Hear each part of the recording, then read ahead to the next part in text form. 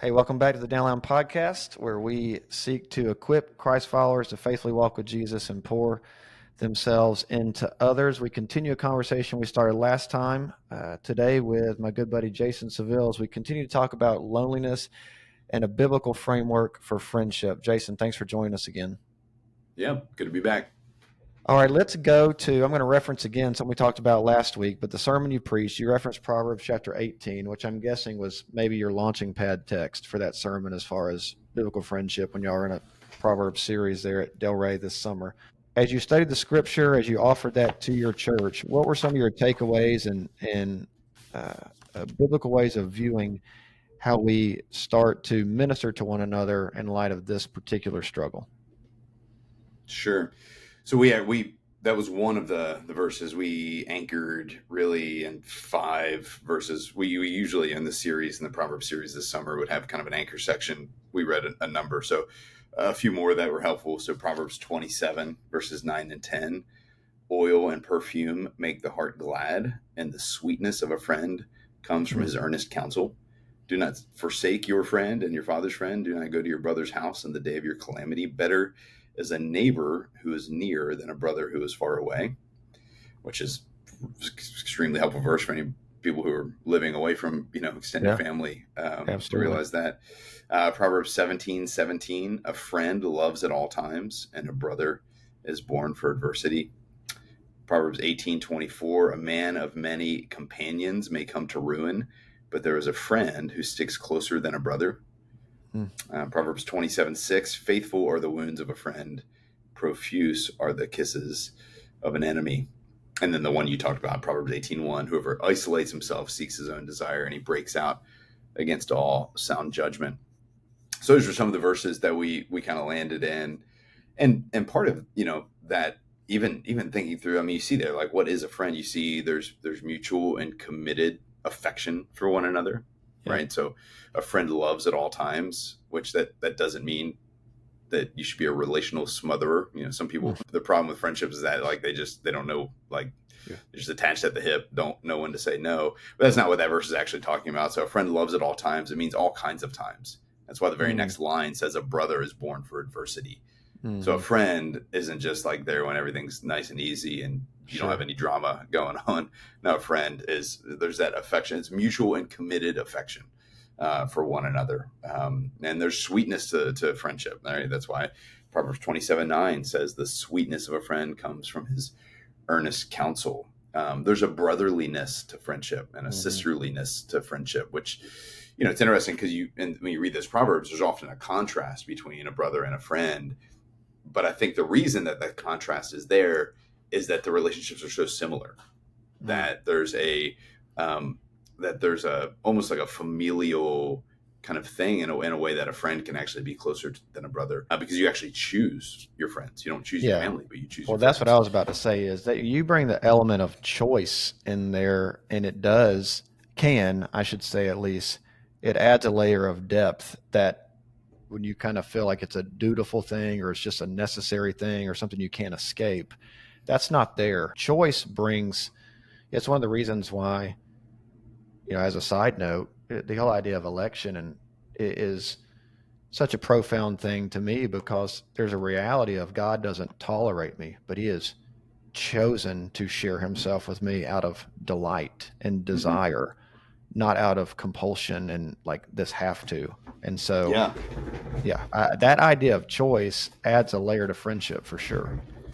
Yeah, which I'm super glad you said that, because we'd be remiss if I didn't mention this. I'm pulling out my Bible right now, but John 17, it's literally what Jesus says. In John chapter 17, Jesus, talks about his being a friend. Let me find the verse. Well, yeah. I mean, he even talks about, that he calls them friend, right? Yep. Which is a big deal. Yeah. Yeah. And he calls them friend. And, part of what, he says that he chose them. Yeah. Right? He chose them out of the world. And he says, greater love has no one than this, than that they lay down their life for their friends. And so Jesus is modeling, himself. He's modeling, the greatest act of friendship and what friendship actually looks like, better Mm-hmm. than anybody else. Actually said John 17. It's actually John 15 and verse 12. This is my commandment, that you love one another as I've loved you. Greater love has no one than this, that someone lay down his life for his friends. And he says this, he says, you are my friends if you do what I command you. No longer do I call you servants, for the servant Mm. does not know what his master is doing, but I have called you friends. For I have heard from for all that I have heard from my Father, I have made known to you. You did not choose me, but I chose you and appointed you that you should go and bear fruit, and that your fruit should abide. And so some of those same elements of friendship that we see, like friendship takes sacrifice. There's a choosing to friendship that Jesus has here. It's a choosing for the good of the other person, right? So friends don't use one another. Friends Mm-hmm. aren't means to an end, but friends are an end in and of themselves. And then he says, everything that the Father, he doesn't call them servants anymore. He calls them friends, and whatever the Father has given, I'm making known to you. So he's, that, like you're saying, there's a forness. I'm for you. I'm for the other person. That Well, we I'm enjoy in glad you. friendship. Well, I'm glad you made that point because, like we've already highlighted in the last episode, the pervasive struggle of loneliness and the friendlessness of our culture inside and outside the church. Here's a danger point in that is, okay, now the church should, right? So I am going to go to church. I am going to put myself out there. I am going to connect with people. And we'd say, that's a great step. Here's a problem. If that's rooted in them solving my loneliness, Hmm. that's still terminating on yourself. Does that make sense? Like that, Yeah. you, me, whoever, if we do that, we're still going to end up in a cycle of loneliness because you, even as a friend, and our friendship birthed out of, one of the greatest pickup football games in Texas history. There is, at the core of who I am, you, even as a friend, cannot even begin to meet those core needs. And Yeah. honestly, you're not supposed to. Yeah. That's a burden that one person can carry, and Yeah. he's meant to carry it. And so I think too that hurts friendship in the church is that whole layer of codependency. It may look like connecting, this thing's just so deep, but remembering what you just said, it's for someone else. So friendship that terminates on me is still in some ways perverted expression of what we're talking about. Does that make sense? Yeah. Absolutely. Yeah. It has to have, it has to have its view somewhere else other than on itself, which is why, in friendship you can't. I think S. Lewis in the Four Loves talks about this, that lovers are looking face to face, Hmm. and friends are shoulder to shoulder looking at something else. Hmm. And so the people who just want friendship are never going to find it. Like if that's the end thing that you're looking for. Yeah, that's a great point. um and I do think that, back to the, even that meditation on John 15, is that there's, the story of Christianity, right? The gospel is, in a sense, it runs along these friendship lines.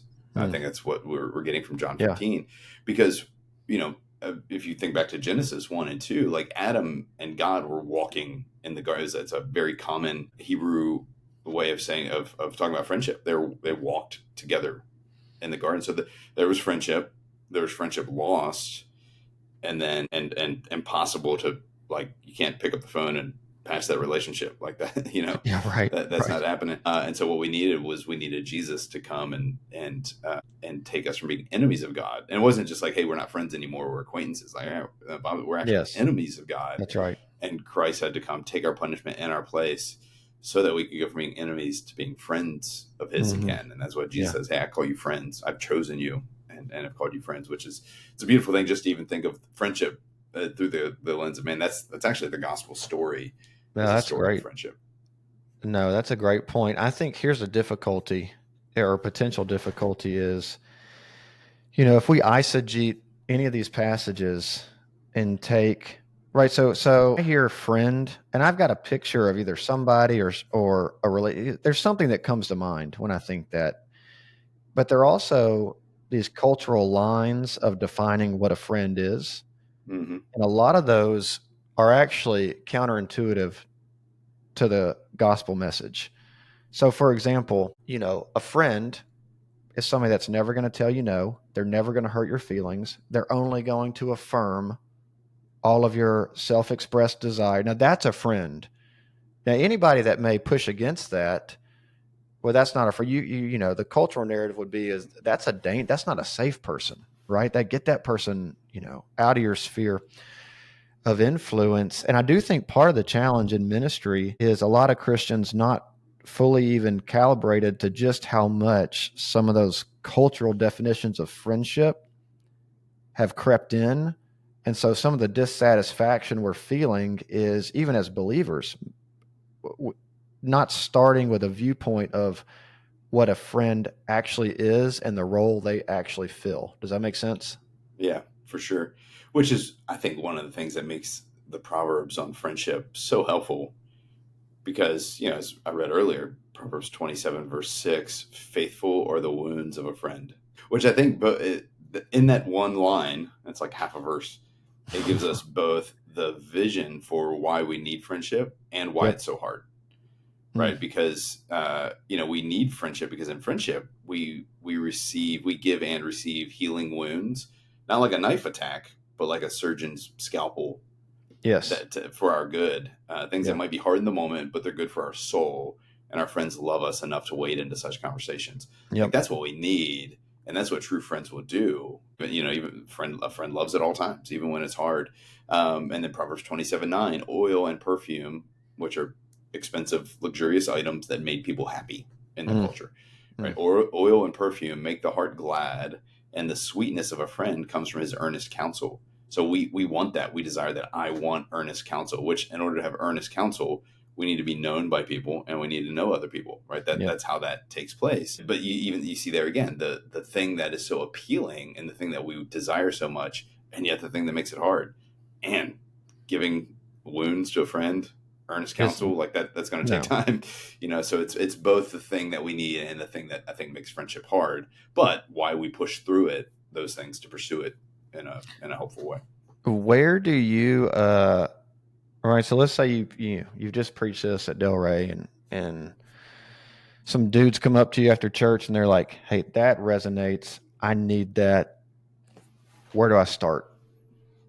Yeah, great question. And so even in the sermon itself, I try to give some, you know, nudges in that direction. And I gave a number of encouragements kind of at the end of the sermon, little pieces of pastoral advice. I gave probably 6 or 7 of them.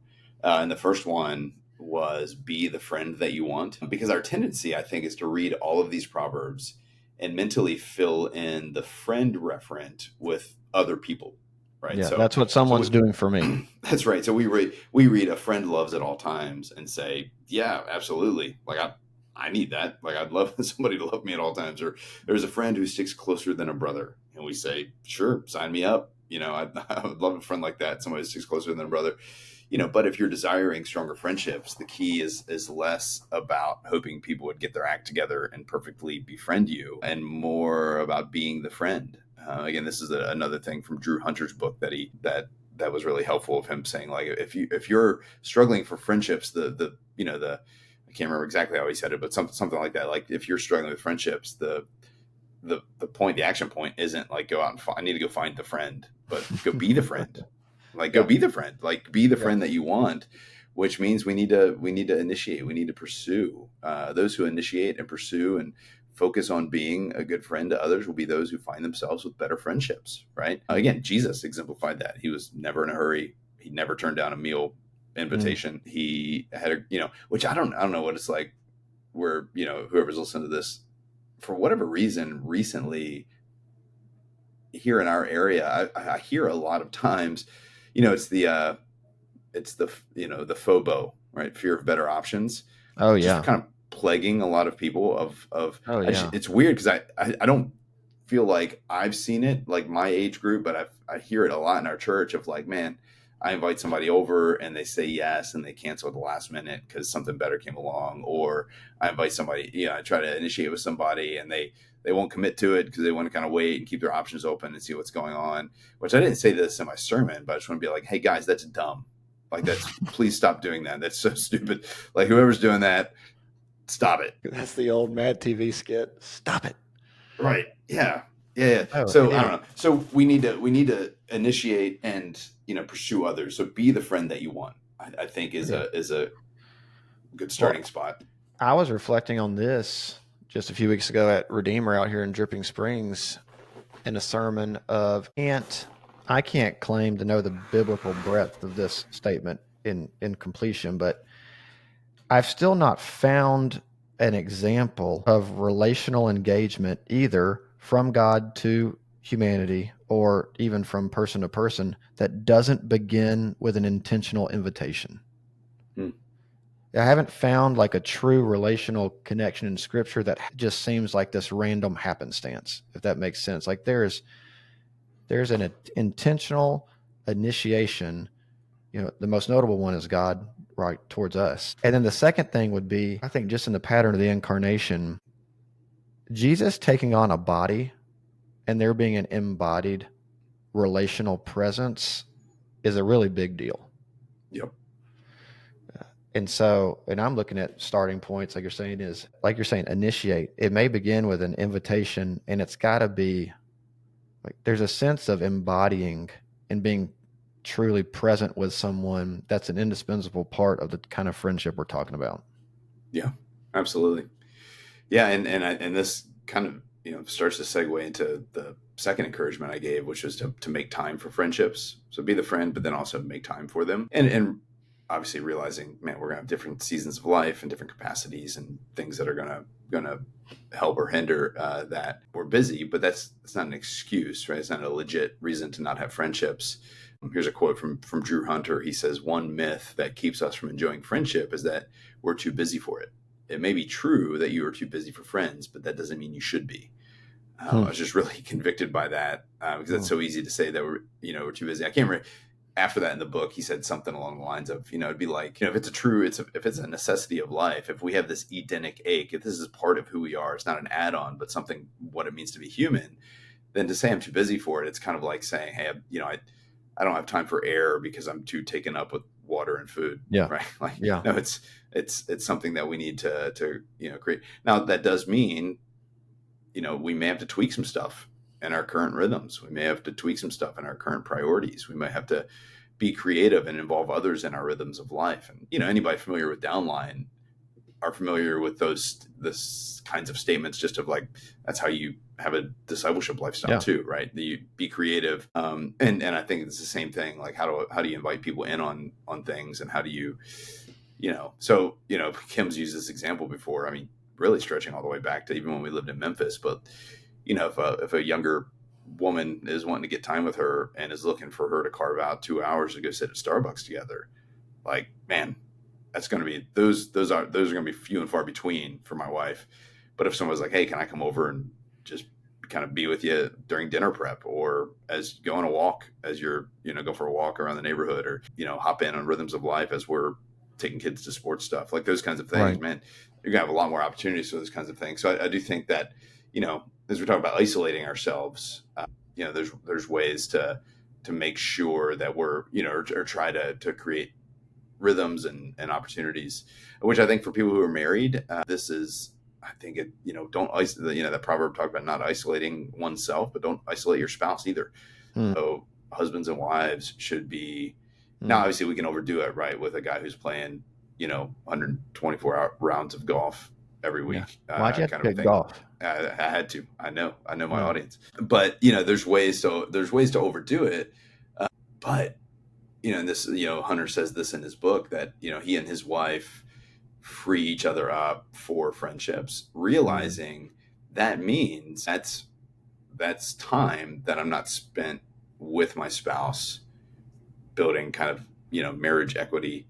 But we realize that that's actually better for our marriage to have good friendships than it even is to have that time together and not have the good friendships. Yeah. So Yeah, that's a wives, great free up your point. husbands for friendships. Husbands, free up your wives for friendships. Hey, going back to what you just said, though, we talked a little bit about earlier about Jesus's friendship and calling the disciples friends and the gospel rhythm of that.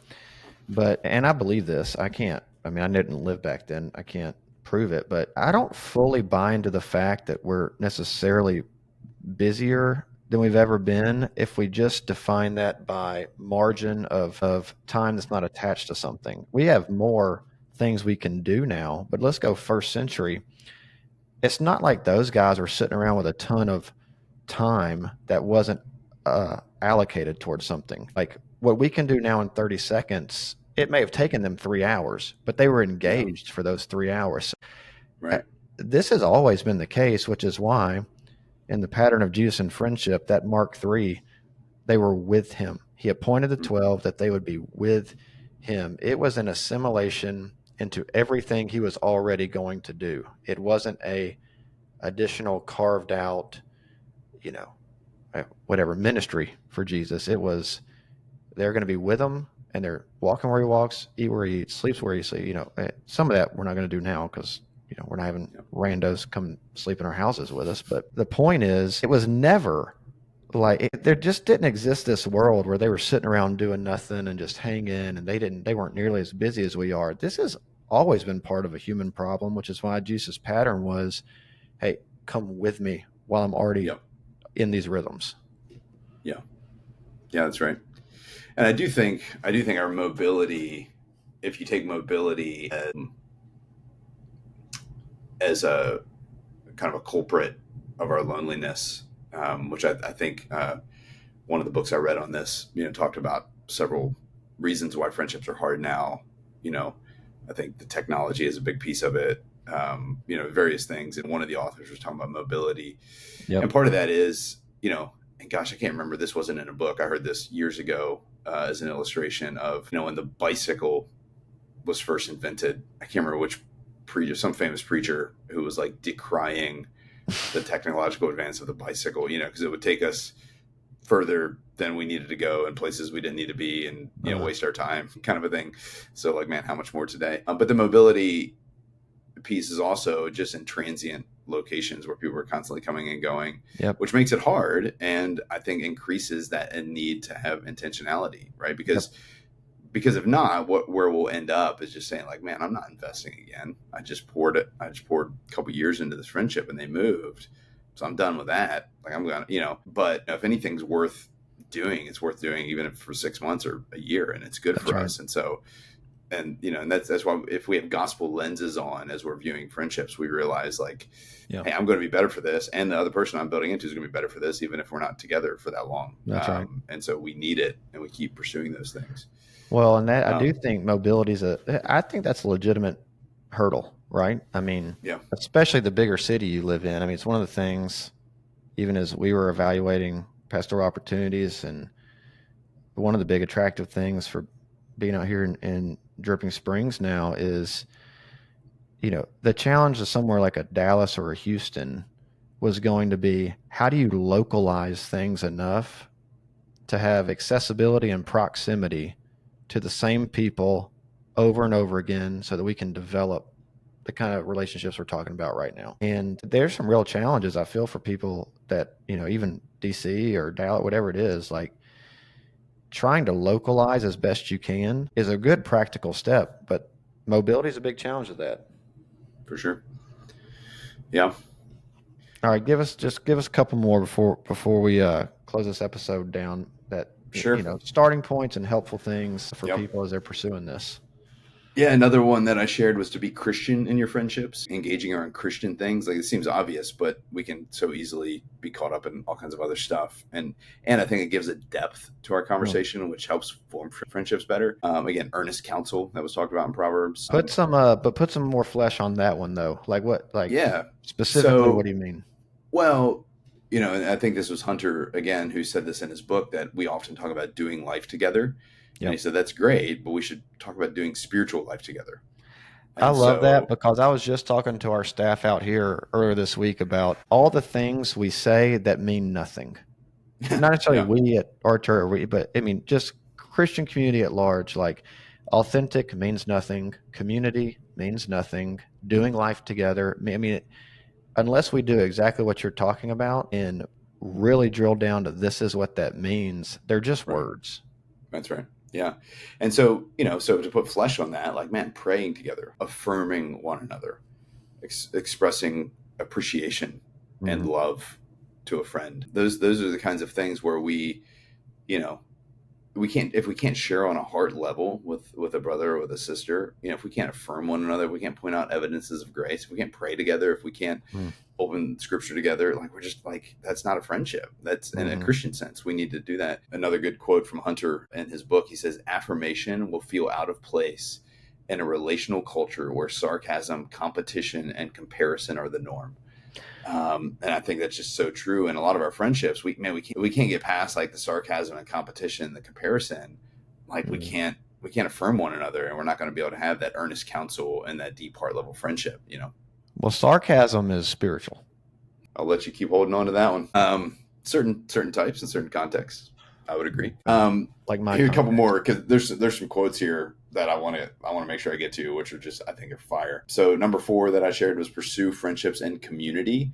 And what I mean by that is kind of two things. One, pursuing friendship in community helps us to depressurize relationships, because one of the issues in our friendships is that we put too much pressure on them, and we have too high expectations of what friendships will do. And so we expect one person to solve and to meet every need and to accomplish what actually the church is meant to accomplish. And so if all the one another passages I have in scripture that are supposed to be the church, we're living that out together, and I'm expecting this one friend who's going to meet all those needs, that's too much pressure. So pursuing friendships and community, well, it'll kill that relationship. That'll kill the friendship, just like that'd kill a marriage. That's right. So that's one thing I mean by pursuing friendships in the community. The second thing is that pursue a community of friendships. And this is a function of being explicitly Christian, because we can't be given to jealousy in our friendships. Not only is it sinful, but it actually hamstrings our enjoyment of true friendships. And this is one of the more profound reflections I've ever read on friendship is, again, I mentioned C.S. Lewis earlier in The Four Loves. Listen to what Lewis says. He says, in each of my friends, there is something that only some other friend can fully bring out. By myself, I am not large enough to call the whole man into activity. I want other lights than my own to show all of his facets. So he's saying that, it's like a diamond, and if you just have one light shining on it, you only see part of it, but you need lights from other angles. And when he was writing this, he had a friend named Charles who had just passed away, and he had kind of this friend group, guy named Charles and a guy named Ronald. And so he writes this. He says, now that Charles is dead, I shall never again see Ronald's reaction to one of Charles's jokes. Far from having more of Ronald, having him to myself, now that Charles is away, I have less of Ronald. Hence, true friendship is the least jealous of the loves. Two friends delight to be joined by a third, and 3 by a fourth.